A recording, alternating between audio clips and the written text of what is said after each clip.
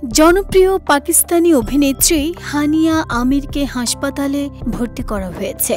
স্বাস্থ্যের অবনতি হয় জরুরি ভিত্তিতে তাঁকে যুক্তরাষ্ট্রের হিউস্টনের একটি হাসপাতালে নিয়ে যাওয়া হয়।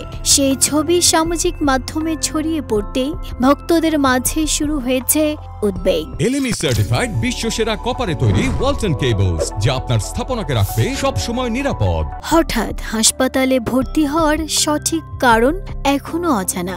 হানিয়ার সাম্প্রতিক ছবি এবং ভিডিওগুলোতে তাঁকে ফ্যাকাশে ও অসুস্থ দেখাচ্ছে। সংবাদ মাধ্যম সূত্রে জানা গেছে, অভিনেত্রী একটি পুরস্কার অনুষ্ঠানে যোগ দিতে হিউস্টনে গিয়েছিলেন। সোশ্যাল মিডিয়া এখন হানিয়ার প্রার্থনা এবং জল্পনা কল্পনায় ভরে উঠেছে। হানিয়ার কি হয়েছে? ভক্তদের এমন মন্তব্যে কমেন্ট বক্স ভরে উঠেছে। তাঁরা দ্রুত আরোগ্য কামনা করছেন। অভিনেত্রী বা তার পরিবারের কাছ থেকে স্বাস্থ্যের অবস্থা সম্পর্কে আপডেটের জন্য অপেক্ষা করছেন অনেকেই।